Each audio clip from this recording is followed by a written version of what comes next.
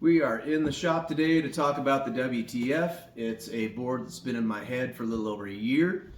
We're going to talk about the tire. We're going to talk about the new chassis that is designed around the tire and the steering. We're going to talk about the ESC and the electronics and the gear drives, the things that make this thing go. So we'll start with the tire. It's a 220 millimeter by 80 millimeter go-kart tire.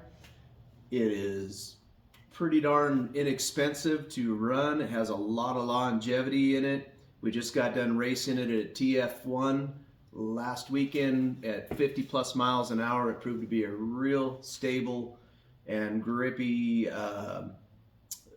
tire to run on. It was pretty fantastic. So next we want to talk about the spine. What we've done different on this is we have put what's called a drop spine on here, meaning the shape of the spine comes down from the carrier heim and then turns and then kicks back up. And what that's done is it lowers the deck height below the pivot center of the hanger. So we have a thing in racing called lateral G pushback. The higher that your deck line is above your pivot center, the more lateral G pushback you have. And what that means is that it's the more lateral G pushback, the more force your strength of your ankles is required to hold the board over while you're trying to steer. So with the deck line below the pivot center, it actually works like it has a power steering effect in the turn where you don't have to force the board over, and the increased lateral G will actually help you steer it like a power steering system would. So you end up using your ankle strength to steer the board through the turn rather than to hold the board over in the turn. So battery box. On the Super Spine and on the V5, the battery box or the battery tray is underneath. Because we have a lower deck line, we're able to take the battery box, stick it up on top. What that does is it turns this into an off-road capable board.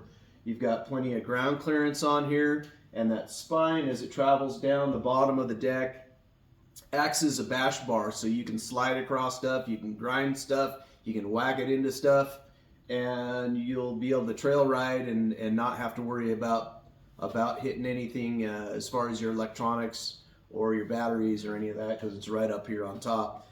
Battery box right now, the space in it is, you can put about 1,500 watt hours of battery in it, maybe a little more if you go with the cell. We're going to talk about the ESC. ESC is JK ESC. It's 100 amp. Has two of them on there, so it makes it all-wheel drive.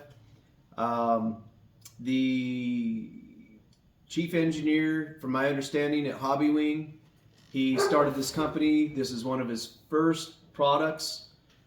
We have been literally beating the crap out of this thing, racing the Electrify Expo on the MLR. It's one of the most intense things that you can put an ESC through, is short track racing with the hard acceleration, hard deceleration, hard acceleration. It just hammers the crap out of them. We had zero cuts, we had zero fallouts on the connections with the remote. And it's been a real robust platform, and I'm really happy to have this ESC. So power-wise, this thing makes about 14,000 watts. We got 7,000 on the front axle, 7,000 on the back. They're on 6890 Outrunner motors. Typically we run in-runner, but this is an Outrunner setup. We took the two-wheel drive MLR and took it to Mount Pinos. It's 2,500 miles of elevation over 8 miles. And we ran it on two-wheel drive and did not heat up, took the whole trip and knocked it out of the park, did a good job for us. So on four-wheel drive with twice the power, you're going to be able to pretty much do whatever the hell you want to with it. So we're going to move into the gearbox. Gearbox is pretty cool. It has, this would be where your motor pinion sits. You've got two idler gears here that are suspended on bearings. You have a giant spur gear carrier, both on the inside, and then the cover that goes over the end cap. It has another giant bearing here that carries the other half of the spur. And then you've got two dowel rests on the cover for the idler gears, and what we have on here is going to be all steel internals. There's a gasket that runs a perimeter.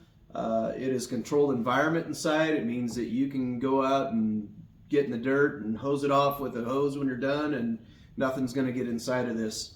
So it's pretty happy to have a robust gearbox. So we're going to talk about the remote for this. You hit the button, you turn it on, and it turns on the board remotely. It gives you kilometers per hour or miles per hour. You can change the brake percentage on it. It has 4 speed settings that you can do. It also has a cruise control function and reverse. So, you know, if you have a buddy that isn't very good, wants to get on the board, you can put it on that lowest function, and you don't have to worry about them going out and wrecking themselves, because this thing hauls ass. So before this board goes out to customers, we have a deck that we're having Tommy Boy build for us. It's going to be specific to this. Right now we have it mocked up and prototype. We're going to be racing it this weekend. Tomorrow, as a matter of fact, at AVS. So the deck will be more polished. The battery box, we're going to have a little more polished piece on there made out of T6 aluminum. And the board itself is going to retail for about $4,500. Right now you can get it on the Black Friday Cyber Monday sale for $39.95, and we will be delivering it right around February sometime.